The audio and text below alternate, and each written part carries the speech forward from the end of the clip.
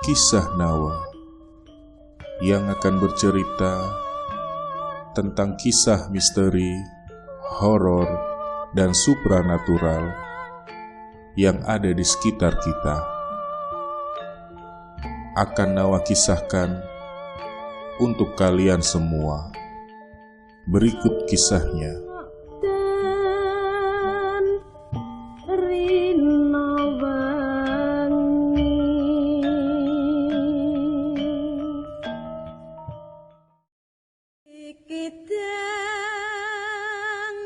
Assalamualaikum warahmatullahi wabarakatuh. Selamat datang di Kisah Nawa. Cerita kali ini ditulis oleh akun Twitter @cendia999. Untuk yang ingin langsung baca dari sumbernya, linknya akan saya taruh di kolom deskripsi. Jangan lupa untuk follow akun si penulis. Dan jangan lupa juga untuk subscribe, like, komen, dan nyalakan lonceng notifikasinya agar mendapatkan update terbaru dari Kisah Nawa. Muka rata.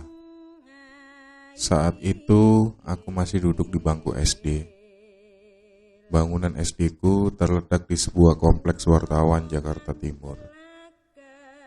Namun, sekolahku seperti tidak layak. Karena di ruang kelas, gentengnya yang ingin ambruk hanya disangga sebuah tiang bambu. Tapi bukan itu masalahnya. Di depan sekolahku ada sebuah pohon beringin yang besar.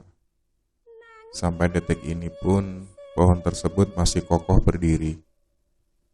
Serta ada rumah kosong tua yang dimana itu paling menarik perhatianku. Karena apa? Seperti ada yang memanggilku untuk masuk ke dalam sana. Namun yang kuingat saat itu, aku masih kelas 1. Nyaliku gak sebesar itu untuk masuk ke dalam sana. Ada spot favoritku di mana aku paling suka menyendiri, yaitu di samping pos hansip di sebelah pohon beringin. Karena di situ sejuk sekali. Terkadang aku menyendiri di situ, melamun merindukan papaku. Bukankah aneh? Seorang anak kecil diam duduk di samping pos hansip yang sebelahnya terdapat pohon beringin tua, dan ia sendirian, di mana banyak sekali daun-daun kering serta ranting di situ. Ia melamun duduk hingga siang hari sampai neneknya menjemput. Yap, semua orang menyebutku aneh. Namun di balik keanehanku, aku mempunyai banyak teman. Karena aku dikenal orang yang gampang berbaur dan disukai guru-guru karena kepintaranku. Aku tidak selalu bengong di situ. Karena nenek terkadang nungguin aku di sekolah dan suka memarahiku ketika aku di situ sendirian. Hingga beberapa tahun kemudian, saat aku sudah kelas 3 SD, aku sangat bahagia saat itu. Karena ayahku berjanji akan menjemputku. Aku duduk di depan pos hansip, sendirian, menunggunya hingga sore hari, namun tak kunjung tiba. Oh iya, aku lupa bahwa satu rumah di depan pos hansip itu adalah rumah kosong yang kuceritakan di atas. Saat itu di depan rumah kosong itu ada seorang laki-laki yang sedang menyapu rumah. Aku yang sedang duduk di situ merasa ada keanehan.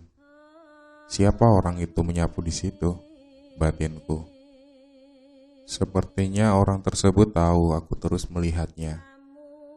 Ia melambaikan tangan, namun dengan posisi badan tetap menghadap ke belakang. Aneh. Aku seperti terhipnotis, lalu mulai berjalan menghampiri. Selangkah demi selangkah saat aku berjalan, terdengar suara anjing komplek yang melolong saling bersahutan. Ramai. Aku terus melangkahkan kakiku mendekat ke situ. Tetapi ketika sudah sampai di depan rumah, lelaki itu tiba-tiba lari ke dalam. Entahlah apa yang ada di benakku saat itu. Aku malah lari mengejarnya masuk. Rumah itu nggak seberapa besar. Di sebelah kanan pintu masuk terdapat kamar. Depanku ada ruang tamu. Sebelah kamar itu ada kamar lebih besar, namun gelap sekali. Aku sebenarnya takut, tapi entah mengapa kakiku nggak bisa bergerak untuk mundur ke belakang, seolah kaku. Akhirnya, aku memberanikan diri untuk maju. Di depan kamar kedua, terdapat meja makan. Aku melihat ke arah kamar tersebut. Kamar itu dipenuhi oleh banyak sekali pocong. Aku berlari ke depan dan terus masuk ke dalam. Bodoh batinku. Aku hanya terus berjalan ke depan. Aku malah lari semakin dalam masuk ke rumah itu. Aku berlari terus ke dalam hingga aku sampai di ruang akhir rumah. Ruang belakang yang di sebelah kanan terdapat bilik yang kuduga itu bilik kamar mandi. Mengapa aku tahu itu kamar mandi? Karena aku mendengar ada suara orang mandi di dalam situ. Aneh, padahal rumah tersebut yang ku tahu sudah lama kosong sejak awal aku bersekolah di situ. Bruk! Ada suara seperti kayu yang dipukul di sebelah kiriku. Saat aku melihat ke kiri, ada sumur tua yang di atasnya tertutup kayu. Aku begitu amat penasaran dan melangkah maju ke situ. Selangkah demi selangkah, aku maju mendekati sumur. Dan ketika mendekati sumur, ada sesuatu yang muncul di balik sumur itu, yaitu seorang pria dengan mengenakan kaos polos berwarna putih. Namun, warna putih kaos itu telah menguning. Mungkin karena sudah terlalu tua kaos itu. Dan ia mengenakan celana berwarna hitam. Namun aku nggak tahu apakah celana itu panjang atau pendek, karena terhalang oleh tingginya sumur. Pria itu berdiri membelakangiku. Aku hanya memandanginya. Aku terpaku. Badanku membeku untuk kedua kalinya. Keringatku mengucur deras. Berharap lelaki itu nggak menengok ke arahku. Namun sayang, setelah beberapa menit aku terpaku, pria itu menoleh perlahan sambil berkata, "Buka, buka itu, tolong aku." Perlahan pula, ia menunjuk ke arah sumur itu. Dan sepertinya darahku mengalir dengan deras, dan tubuhku melemah. Ingin rasanya aku pingsan atau duduk. Tetapi, seperti ada sesuatu yang menahanku agar aku tegak berdiri. Aku hanya bisa menangis dan berkata, "Nenek, aku mau pulang." Aku hanya terus menangis, dan pria itu terus berkata, "Buka, buka." Dan akhirnya menengok ke arahku dan berjalan ke arahku. Rata. Muka pria itu rata. Aku menangis semakin kencang, berharap tubuh ini dapat bergerak. Teriakanku sudah sangat kencang. Namun mengapa nggak ada satu orang yang datang menolongku? Aku terus menangis. Pria itu pun berjalan semakin mendekat. Hingga tiba-tiba muncul anak dari balik tembok yang satunya dengan bilang, "Lari, lari, lari, jangan sampai kamu jadi korban berikutnya." Tiba-tiba entah timbul dari mana kekuatan sehingga badanku dapat digerakkan. Akhirnya aku berlari ke arah luar. Namun saat melewati kamar nomor 2, ada sesuatu yang jatuh di hadapanku. Bruk! Benda putih lusuh seperti guling jatuh tepat di hadapanku. Dan benda itu langsung berdiri. "Pocong!" Begitulah teriakku. Di belakangku terus terdengar dua suara. "Lari, Kak, lari!" Dan, Kau tak akan bisa lari. Kau gak akan bisa pergi dari sini. Buka sumur itu." aku pun langsung berlari dengan sekuat tenaga, meski di belakangku terdengar suara seperti ada banyak yang mengejarku. Hingga akhirnya aku dapat melewati pagar rumah itu. Aku pun berlari ke arah kiri dan tertabrak sepeda hansip komplek. "Woi Neng, pakai mata dong kalau jalan. Habis dari mana bahasa kuyup gitu?" Aku pun diam karena berusaha mengatur nafasku. "Jangan bilang lu masuk rumah itu ya.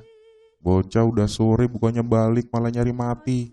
Sini ikut bapak," ucapnya sambil ia turun dari sepeda dan meletakkan sepedanya lalu menarik tanganku ke arah pos hansip. Aku mencoba melepaskan tangan karena aku takut kembali ke pos itu, karena pos itu tepat berada dekat rumah tua itu. Seolah mengetahui isi hatiku, si bapak hansip berkata, "Udah, gak usah takut. Mereka gak akan keluar dari rumah itu, asal gak lu buka sumurnya." Tapi gak lu buka kan? Aku pun hanya bisa menggeleng pelan dan mengikuti berjalan ke pos hansip. Namun aku gak berani menengok ke arah rumah itu. Di dalam pos hansip, aku dikasih bapak hansip minum untuk menenangkan diri dan mulai menceritakan tentang apa yang aku alami dan apa yang aku lakukan. Mengapa hingga jam segitu aku belum pulang ke rumah. Tidak berapa lama muncul nenekku. Beliau berjalan kaki untuk menjemputku. Saat ingin mengajakku pulang, Pak Hansip minta izin mengajak nenekku berbicara terlebih dahulu. Entah apa yang dibicarakan mereka berdua. Karena gak lama setelah itu, nenekku langsung menggendongku dan mengajakku pulang sambil bersenandung sholawat. Gak lama menjauhi sekolah, aku meminta untuk turun dan nenekku menurunkanku dan berkata, "Lain kali, jangan nunggu bapak lu. Tahu bapak lu tukang bohong." Kami terus berjalan sambil bergandengan tangan. Saat menengok ke arah muka nenek, beliau terus-menerus mengusap mukanya dengan kerudung. Aku tahu beliau sedang menangis. Namun, beliau gak berhenti bersenandung sholawat hingga kami menaiki angkot dan sampailah di rumah. Aku langsung dimandikan oleh nenek. Dan selepas mandi, nenek menyuapi aku makan. Dan selesai makan, aku dibacakan Yasin 3 kali hingga aku tertidur. Jika kalian pikir teror ini udah selesai, jawabannya belum. Karena ketika malam hari saat nenek ingin terbangun sholat malam, nenek menjerit, "Astagfirullah, Allahu Akbar. Neng, jangan buka mata Neng, jangan Neng," ucap nenekku. "Hei, siapa kamu? Ngapain ganggu cucuku?" Yang ku dengar itu adalah suara kakek. "Pergi dari rumahku. Lu mau pergi apa gue bakar?" bentak kakek kencang. Dan nenekku terus-menerus membacakan ayat-ayat kursi dan Al-Quran, serta memukulku dengan sapu. Aku pun berteriak, "Sakit Nek, sakit, kok adik dipukul?" Dan membuka mataku. Apakah kalian bisa tebak apa yang ada di hadapanku? Dia yang tepat di depanku. Aku pun berteriak. Namun tak lama setelah itu dia berubah menjadi asap dan menghilang karena terdengar auman seekor macan. Seketika penglihatanku gelap dan aku terbangun esok siangnya dengan keadaan demam tinggi dan aku izin tidak sekolah beberapa hari. Setelah kejadian itu sudah gak ada lagi gangguan-gangguan di rumah. Di sekolah aku mencoba untuk gak melihat ke arah sana karena sampai aku lulus SD pun rumah itu tetap terbengkalai. Hingga aku duduk di bangku SMA, akhirnya rumah kosong itu dibeli dan dibangun. Tetapi ada yang gak berubah dari SD-ku. Walaupun dibangun berkali-kali menjadi megah, pohon beringin tua depan SD-ku gak pernah ditebang. Bahkan gak akan pernah bisa ditebang. Itu tadi cerita yang ditulis oleh akun Twitter @cendia999. Untuk kawan kisah Nawa yang ingin berbagi cerita, berbagi kisah, silakan bisa kirimkan email ke kisahnawa@gmail.com. Nanti cerita dari kawan semua satu persatu akan saya bawakan di channel ini. Dan semoga kita semua selalu dalam lindungan Allah Subhanahu wa Ta'ala. Amin ya robbal alamin. Wassalamualaikum warahmatullahi wabarakatuh.